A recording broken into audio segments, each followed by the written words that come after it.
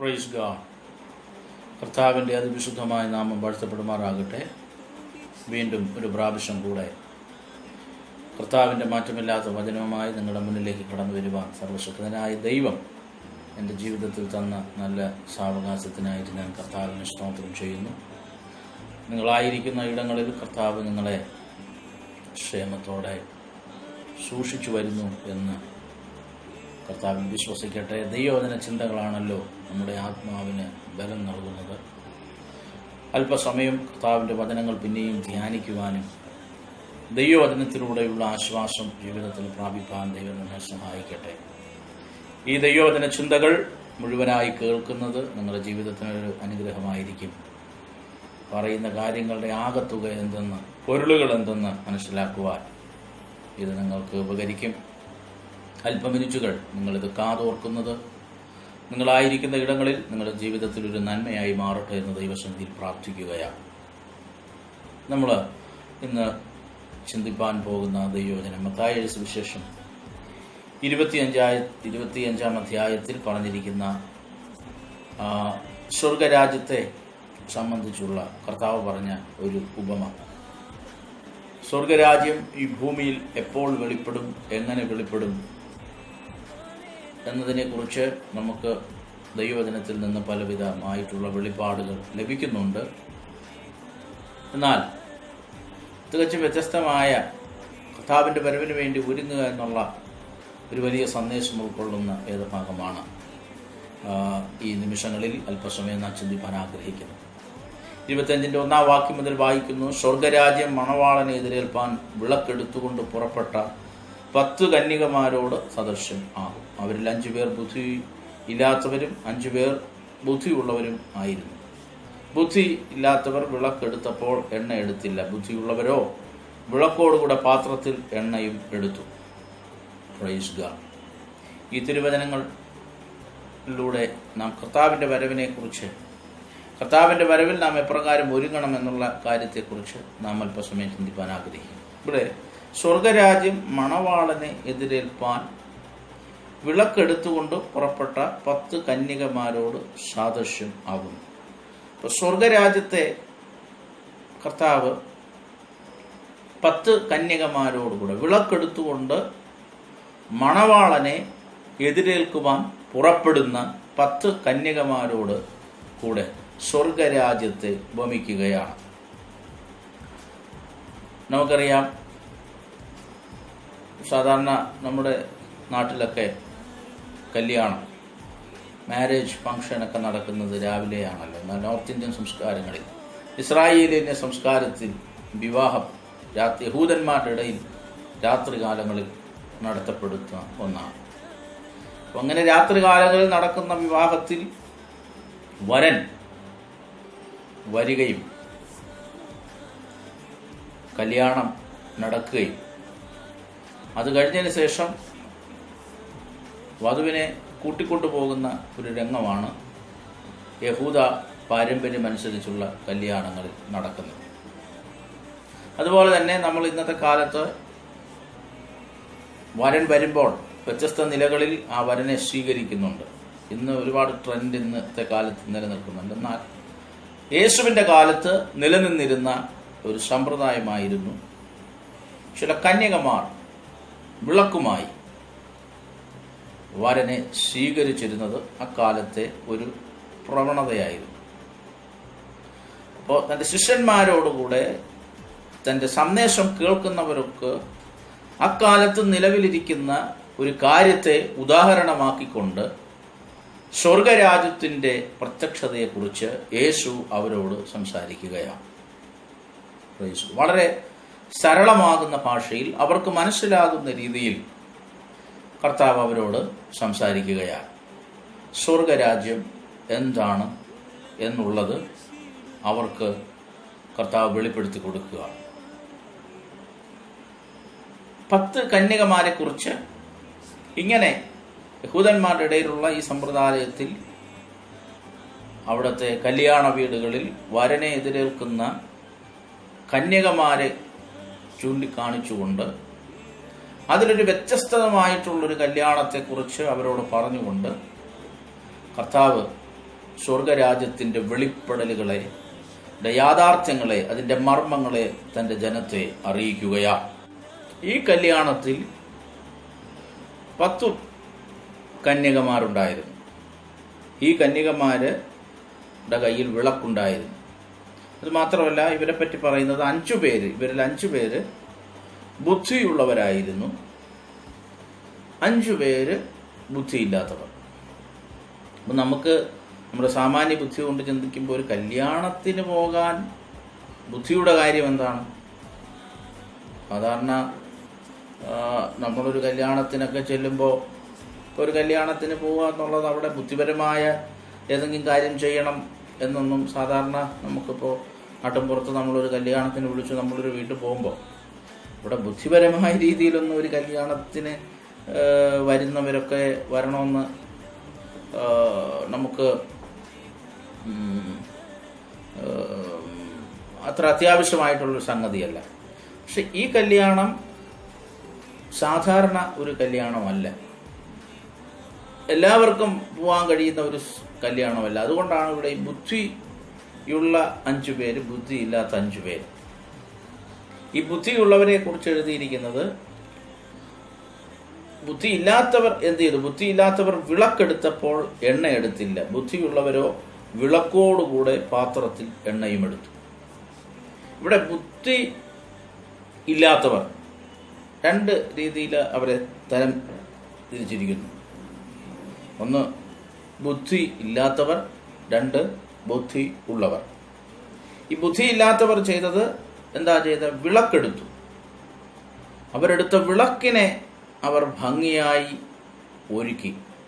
അപ്പോൾ നല്ല വിളക്ക് എടുക്കുന്നതിൽ അവർ മുൻതൂക്കം കൊടുത്ത് കാണാം. ആ വിളക്കിനെ ഏറ്റവും മനോഹരമായ രീതിയിൽ മോടി പിടിപ്പിക്കുന്നതിന് അവർ സമയം കണ്ടെത്തി കാണാം. കാരണം ഈ 10 പേരുടെ ലക്ഷ്യമൊന്നായിരുന്നു, ഒരേ ഉദ്ദേശത്തിനു വേണ്ടി പുറപ്പെട്ടവരായിരുന്നു ഈ 10 പേര്. ഇവരുടെ ഉദ്ദേശം ഒന്നായിരുന്നു, ഇവരെടുത്ത വിളക്കും ഒന്നായിരുന്നു. ഇവരെന്തെല്ലാം അവിടെ ചെയ്തോ അതെല്ലാം സെയിം കാര്യങ്ങളായിരുന്നു. ഇവർ ചെയ്ത കാര്യങ്ങൾക്ക് പരസ്പര വിരുദ്ധതയില്ല. അവരുടെ ബുദ്ധിയിലാണ് ബുദ്ധിയുള്ളവരെന്നും ബുദ്ധിയില്ലാത്തവരെന്നും ഇവരെ സൂചിപ്പിക്കുന്നു. അവിടെ ബുദ്ധിയില്ലാത്തവരെന്ത് ചെയ്തു? വിളക്കെടുത്തു. എന്നാൽ ബുദ്ധിയുള്ളവരെ കുറിച്ച് എഴുതിയിരിക്കുന്നത്, അവര് വിളക്ക് എടുത്തപ്പോൾ തന്നെ പാത്രത്തിൽ എണ്ണയും എടുത്തു, എണ്ണയും എടുക്കുകയാണ്. അപ്പോ ഇവിടെ സംഭവിച്ചതെന്ന് പറയുന്നത്, മണവാളൻ എന്ത് ചെയ്തു? താമസിക്കുമ്പോൾ എല്ലാവരും മയക്കം പിടിച്ച് ഉറങ്ങി. അർദ്ധരാത്രിയിൽ മണവാളൻ വരുന്നു, അവനെ എതിരേൽക്കുവാൻ പുറപ്പെടുവിനെന്ന് ആർപ്പ് വിളിയുണ്ടായി. Praise God. ബുദ്ധിയില്ലാത്തവരെ കുറിച്ച് ചില കാര്യങ്ങൾ പറയാതിരിക്കുക തരമല്ല. അവരെന്തോ ചെയ്തു? അവരുടെ വിളക്കിനെ മനോഹരമാക്കുവാൻ തുടങ്ങി. Praise God. ഇന്നും നാം നമ്മുടെ ജീവിതത്തെ മനോഹരമാക്കുകയാണ്, അല്ലെങ്കിൽ ഈ ഭൂമിയിലുള്ള അനേക കാര്യങ്ങളെ നാം മനോഹരമാക്കുകയാണ്. നാം ഒരു പ്രത്യേക ഉദ്ദേശത്തിനു വേണ്ടി പുറപ്പെട്ടവരെന്നുള്ള ആ ബോധം ഇല്ലാതെ, ബുദ്ധിയില്ലാതെ നാം പല കാര്യങ്ങളും ഈ ദിവസങ്ങൾ ചെയ്തുകൊണ്ടിരിക്കുന്നു. എന്നാൽ ബുദ്ധിയുള്ളവരെന്ത് ചെയ്തു? വിളക്കോടുകൂടെ തന്നെ, ചിലപ്പോൾ അവരെടുത്ത വിളക്കിന് അല്പം ഗ്ലാമർ കുറവായിരുന്നു കാണാം.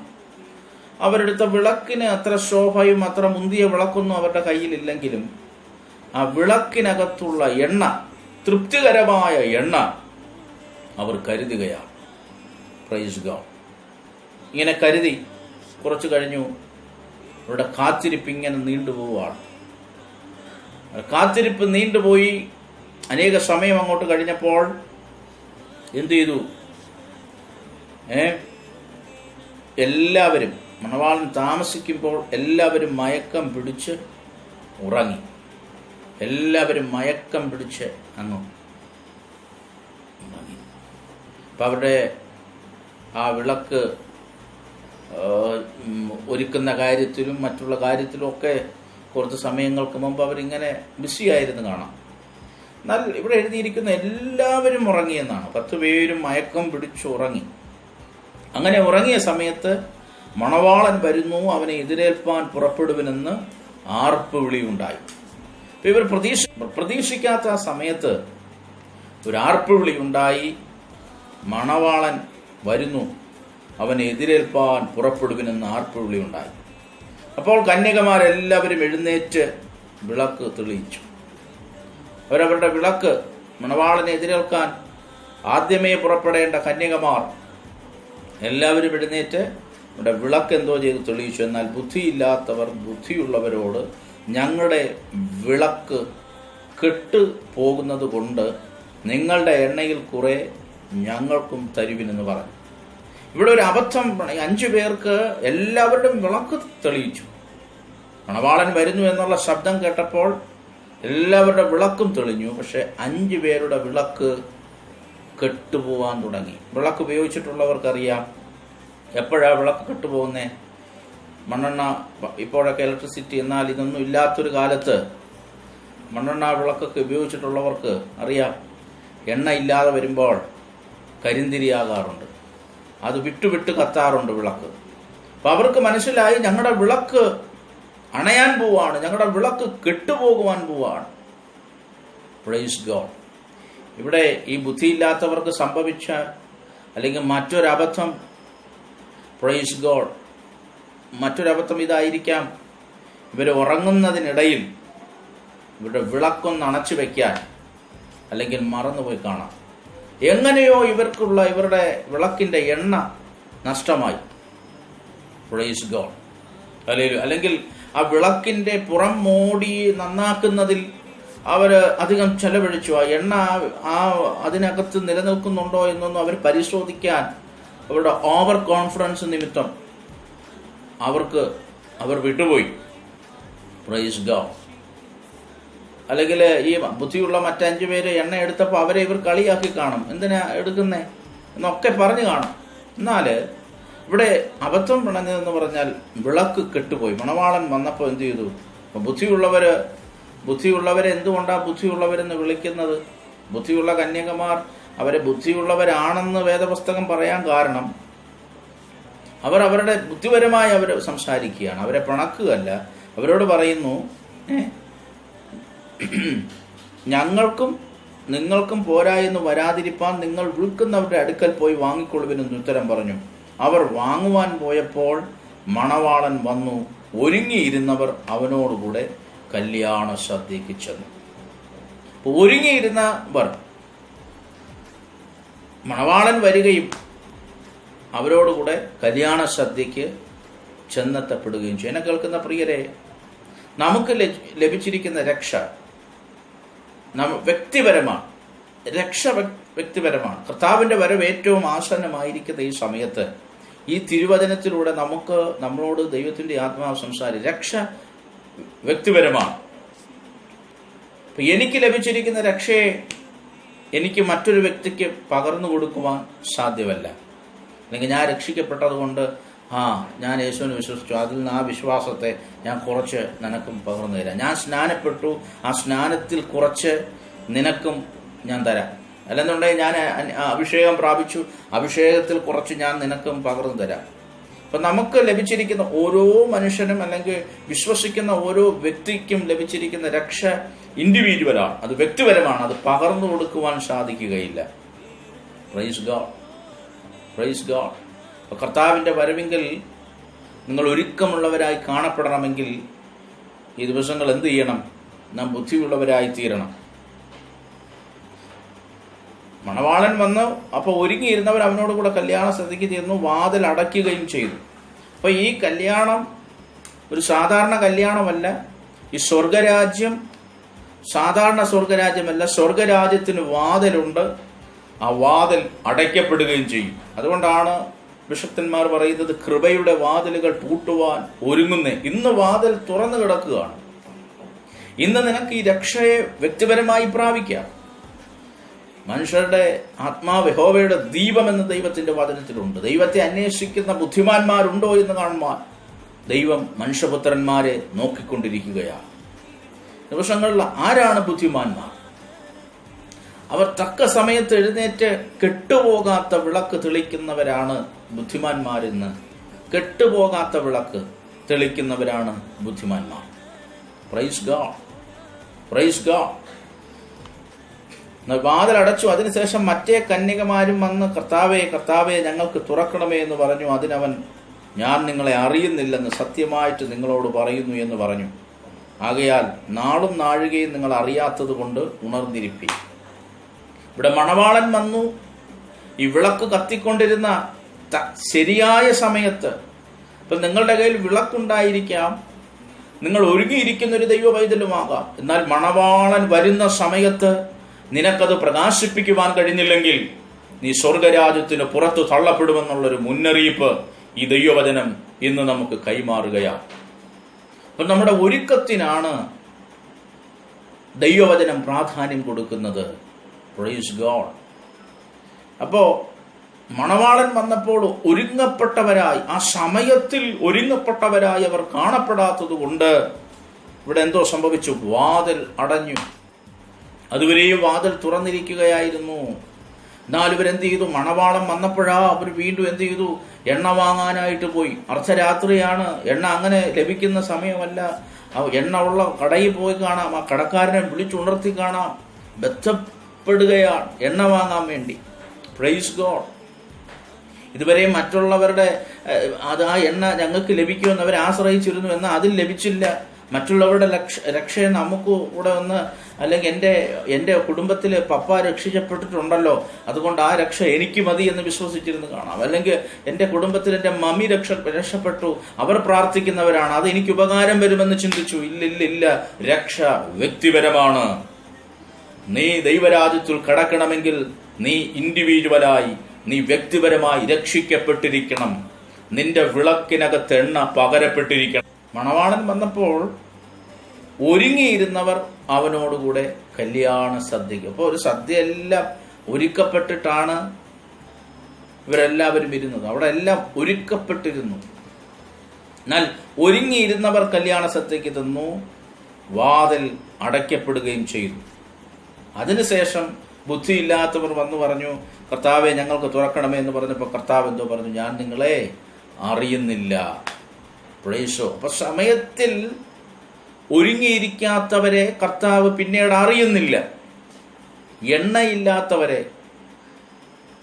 വിളക്ക് കെട്ടുപോകുന്നവരെ, ജീവിതയാത്രയിൽ എൻ്റെ വിളക്ക് കെട്ടുപോകുന്നവരെ കർത്താവ് അറിയുന്നില്ല. Praise God. ആകയാൽ അതിൻ്റെ രത്നച്ചുരുക്കത്തിൽ കർത്താവ്, ആകയാൽ നാളും നാഴികയും നിങ്ങൾ അറിയാത്തത് കൊണ്ട് ഉണർന്നിരിപ്പീൻ. Praise God. ഈ 10 പേർക്കും ഈ അപകടം പിണയാമായിരുന്നു. എന്നാൽ നമുക്കങ്ങനെ സംഭവിക്കാതിരിക്കാൻ പുതിയ നിയമസഭയോട് കർത്താവ് ആഹ്വാനം ചെയ്ത് ഇങ്ങനെയാണ്: ഉണർന്നിരിക്കണം. എന്തുകൊണ്ട് ഉണർന്നിരിക്കണം? ദൈവരാജ്യത്തിന്റെ വരവ് സംബന്ധിച്ച് നാളും നാഴികയും നമ്മൾ അറിയാത്തത് കൊണ്ട് നമ്മൾ ഉണർന്നിരിക്കണം. ഏതു സമയവും മണവാളൻ വരാം, ഏതു സമയവും ആർപ്പുവിളി ഉണ്ടാകാം, ഏതു സമയവും ഒരുങ്ങിയിരിക്കും. വിളക്ക് തെളിയിക്കപ്പെടാം, വിളക്കുകൾ തെളിയിക്കപ്പെടുവാൻ കർത്താവ് നമ്മോട് ആവശ്യപ്പെടാം. ആ ആവശ്യപ്പെടുന്ന സമയം നമ്മുടെ വിളക്കുകൾ അണഞ്ഞണഞ്ഞു പോകുന്നെങ്കിൽ വിളക്കുള്ളവരെ മാത്രമേ സ്വർഗരാജ്യത്തിൽ പ്രവേശിക്കുകയുള്ളൂ. വിളക്കിൽ വെണ്ണയും വിളക്ക് കത്തുന്നവരെ മാത്രമേ സ്വർഗരാജ്യത്തിൽ പ്രവേശിക്കപ്പെടുകയുള്ളൂ. Praise God. ഇപ്പൊ വെളിച്ചത്തിന്റെ മക്കളെ മാത്രമേ സ്വർഗരാജ്യത്തിൽ പ്രവേശിക്കപ്പെടത്തുള്ളൂ. ഇരുട്ടിന്റെ മക്കൾ സ്വർഗരാജ്യത്തിൽ പ്രവേശിക്കപ്പെടുകയില്ലെന്ന്, ഈ ലോകത്തിന്റെ മക്കൾ സ്വർഗരാജ്യത്തിൽ പ്രവേശിക്കപ്പെടുകയില്ലെന്ന് ഈ ദൈവവചനം നമ്മെ മുന്നറിയിപ്പ് നൽകുകയാണ്. നീ ഇരുട്ടിൽ ചലിക്കുന്ന ഒരു ജീവിതമാണെങ്കിൽ നീ ഇരുട്ടുമായി ദൈവത്തിന്റെ രാജ്യത്തിൽ പ്രവേശിക്കപ്പെടുകയില്ല. നിന്റെ അകത്ത് വ്യാപരിക്കുന്ന ദൈവത്തിന്റെ വെളിച്ചമെങ്കിൽ ആ വെളിച്ചം നിന്നെ സ്വർഗരാജ്യത്തിലേക്ക് നയിക്കും. Praise God. ഈ ദിവസങ്ങളിൽ നാം നമ്മിൽ തന്നെ ശോധന ചെയ്ത എണ്ണ. അതുകൊണ്ട് ഒരു പഴയ പാട്ടുണ്ട്: എണ്ണയുണ്ടോ നിൻ വിളക്കിൽ, നീ ഒരുങ്ങിയിട്ടുണ്ടോ? നമ്മുടെ അകത്ത് പകരപ്പെട്ട പരിശുദ്ധാത്മാവിന്റെ എണ്ണ നമ്മുടെ മേലുണ്ടോ? പരിശുദ്ധാത്മാവാണ് ഒരുവനെ ദൈവരാജ്യത്തിൽ കൊണ്ടുചെന്നെത്തിക്കുന്നെന്നുള്ള കാര്യം ദൈവമക്കൾ മറക്കാതിരിക്കട്ടെ. Praise God. അലസരായി വഴിമധ്യേ വിളക്കിൽ ആശ്രയിക്കുക. ബുദ്ധിയില്ലാത്തവർ അവർ പരാജയപ്പെട്ടത് എന്തുകൊണ്ടാണ്? അവരുടെ വിളക്കിലും അതിൻ്റെ പുറംമോടിയിലും അവർ അഹങ്കരിച്ചു.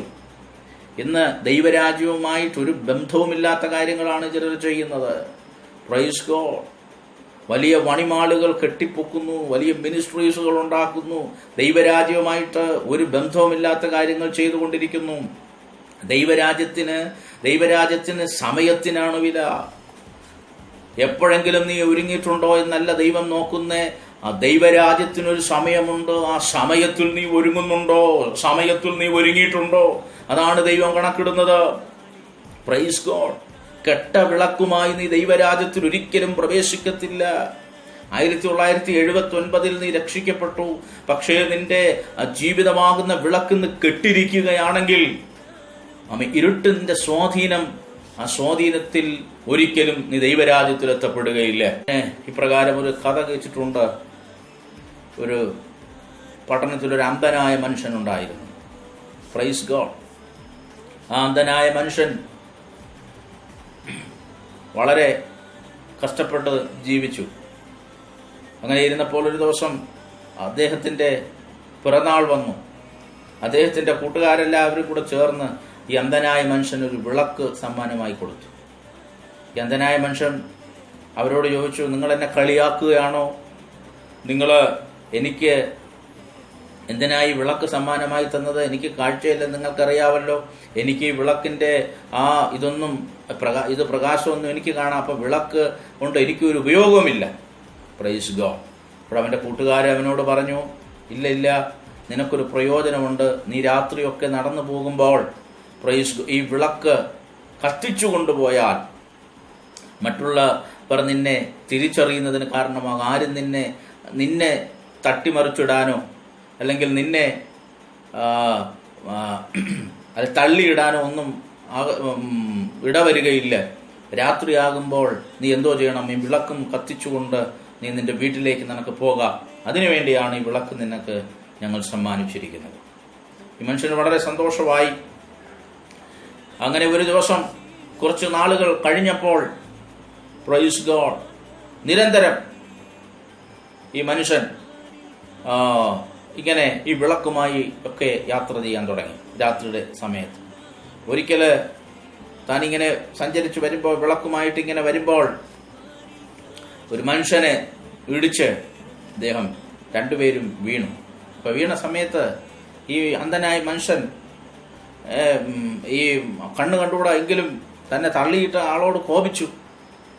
എടാ, ഞാൻ ഈ വഴിയൂടെ അല്ലേ യാത്ര ചെയ്യുന്നേ, നീ എന്തിനാ എന്നെ ഇടിച്ചു? എൻ്റെ കയ്യിലൊരു വിളക്ക്, ഞാൻ എന്നെ മനസ്സിലാക്കാൻ വേണ്ടി ആണ് ഞാൻ ഈ വിളക്കും കൂടെ കത്തിച്ചു പോകുന്നത് എന്ന് ഈ അന്ധനായ മനുഷ്യൻ അവനോട് കോപിച്ചു ചോദിച്ചപ്പോൾ അവൻ പറഞ്ഞു, നിന്റെ കയ്യിൽ വിളക്ക് ഉണ്ട് എന്നുള്ളത് ശരി തന്നെ, എന്നാൽ ഈ വിളക്ക് കത്തുന്നില്ല.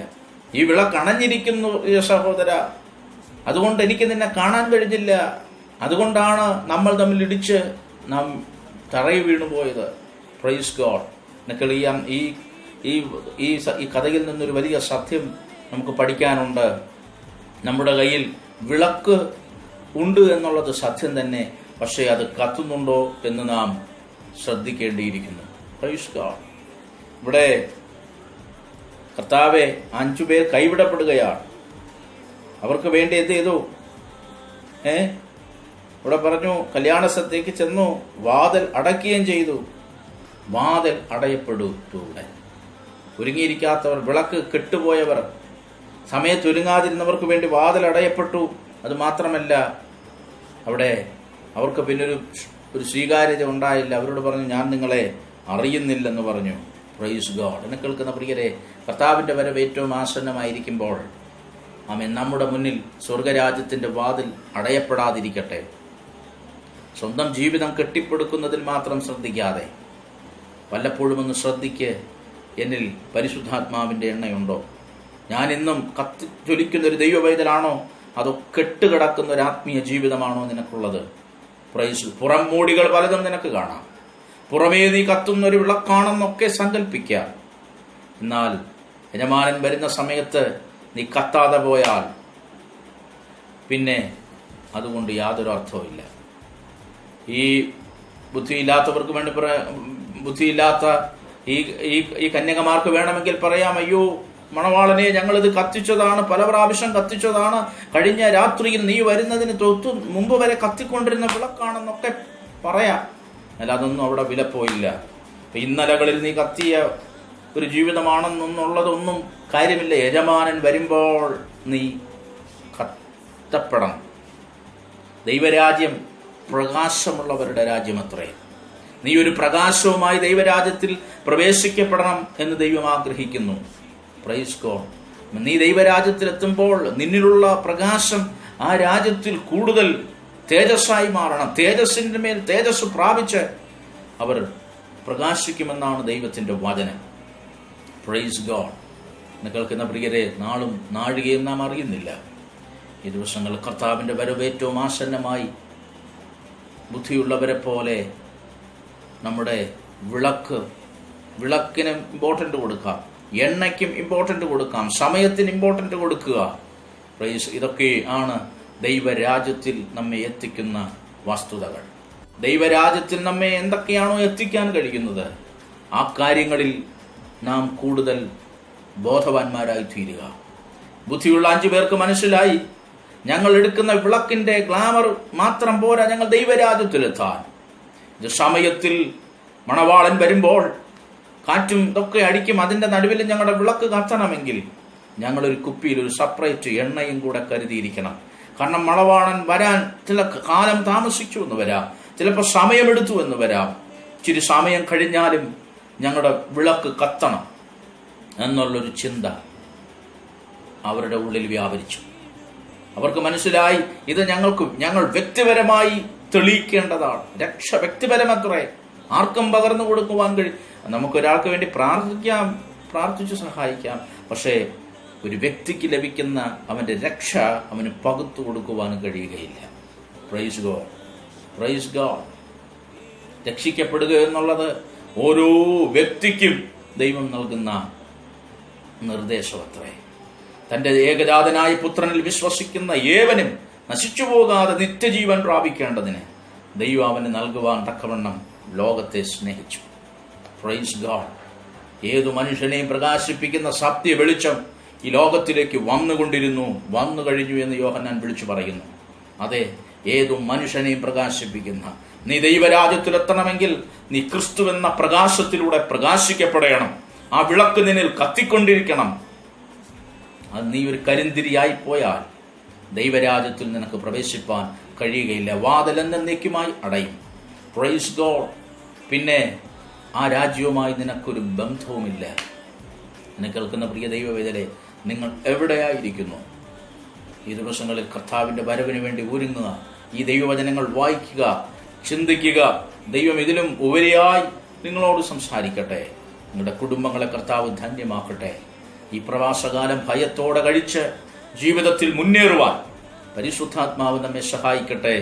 നാം കത്തുന്നുണ്ടോ എന്ന് നാം നമ്മെ തന്നെ ഈ ദിവസങ്ങളിൽ വിലയിരുത്തുവാൻ പരിശുദ്ധാത്മാവ് നമ്മെ സഹായിക്കട്ടെ. ഇന്നലകളിൽ കത്തി എന്നുള്ളതല്ല, ഇന്ന് സമയത്തിൽ ദൈവം ആഗ്രഹിക്കുന്ന സമയത്തിൽ ആർപ്പുവിളി ഉണ്ടാകുന്ന ആ സുദിനത്തിൽ, യജമാനൻ വരുന്നു, ആർപ്പുവിളി ഉണ്ടാകുന്നു എന്ന് കേൾക്കുന്ന ആ സുദിനത്തിൽ നല്ലതുപോലെ കത്തിജ്വലിക്കുന്ന ഒരു വിളക്ക് പോലെ കർത്തൃസന്നിധിയിൽ പ്രകാശിക്കുവാൻ ദൈവം നമ്മെ ഓരോരുത്തരെയും സഹായിക്കട്ടെ എന്ന് പറഞ്ഞുകൊണ്ട് വാക്കുകൾക്ക് വിരാമം കുറിക്കുന്നു. ഒരുമിച്ച് പ്രാർത്ഥിക്കാം. സ്നേഹിക്കുന്ന പിതാവേ, ഈ നല്ല സമയത്തിനായി സ്തോത്രം. നിന്റെ വചനത്തിൽ ഞാൻ അയക്കുകയാണ്. ഇത് കേൾക്കുന്ന ജീവിതങ്ങൾ ഈ ദിവസങ്ങൾ ദൈവരാജ്യത്തിനു വേണ്ടി ഒരുങ്ങപ്പെടട്ടെ. അവരുടെ ജീവിതമാകുന്ന വിളക്ക് കരിന്തിരി പോലെ ജീവിത സാഹചര്യങ്ങളിൽ കെട്ടുപോകുന്നതല്ല. ഈ ദിവസങ്ങളിൽ അത് നല്ലതായി പ്രകാശിക്കേണ്ടതിന് എണ്ണയെ പകർന്ന് സ്വയ ജീവിതത്തെ ദൈവസന്നിധിയിൽ പ്രകാശിക്കുന്ന ഒരു വിളക്ക് പോലെ കരുതിക്കൊള്ളുവാൻ ഈ ദിവസങ്ങളിൽ ആത്മാവായവൻ അവിടെ നിന്ന് സഹായിക്കണമേ. അവിടുന്ന് വിളക്കുകളുടെ നടുവിൽ 7 പൊൻനിലക്കളുടെ നടുവിൽ ഉലാവുന്ന കർത്താവെന്ന് ഞങ്ങൾക്ക് വെളിപ്പാട് പുസ്തകത്തിൽ വായിപ്പാൻ കഴിയുന്നു. ഈ ദിവസങ്ങൾ ഞങ്ങൾ പ്രകാശിച്ചാൽ ഞങ്ങളുടെ നടുവിലൂടെ നീ ഉലാവുന്ന ദൈവം, നിന്റെ തേജസ് ലോകം കാണും. ഈ ദിവസങ്ങൾ കെട്ടിരിക്കുന്ന സഭകളുണ്ട്, വിളക്ക് കെട്ടിരിക്കുന്ന ജീവിതങ്ങളുണ്ട്. ഈ ദിവസങ്ങൾ അവരെല്ലാം ഒന്ന് പ്രകാശിതമായി തീരട്ടെ. അവരുടെ ജീവിതം ക്രിസ്തുവിൽ ധന്യമായി തീരട്ടെ, ആശ്വാസമായി തീരട്ടെ. അതിനായി നാഥൻ ഞങ്ങളെ നടത്തും. വചനത്തെ അയക്കുന്നു. ഈ വചനം ചെല്ലുന്നയിടം കേൾക്കുന്ന ജീവിതങ്ങളിൽ ഈ വചനം ഒരു വിടുതലായി മാറട്ടെ, അഭിഷേകത്തിന്റെ ശക്തിയായി മാറട്ടെ. അത്ഭുതങ്ങൾ കർത്താവ് ചെയ്യും. ഹൃദയങ്ങളെ ദൈവം അവിടെ നിന്ന് തുറക്കും. പ്രാർത്ഥന കേട്ടതിനാൽ നന്ദി, യേശുവിന്റെ നാമത്തിൽ തന്നെ ആമേൻ. ഈ വചനങ്ങളാൽ കർത്താവ് നമ്മെ അനുഗ്രഹിക്കട്ടെ. നമുക്ക് പ്രാർത്ഥനയിൽ തുടരാം. വീണ്ടും ഒരു ദൈവവചന സന്ദേശവുമായി നമുക്ക് കണ്ടുമുട്ടാം.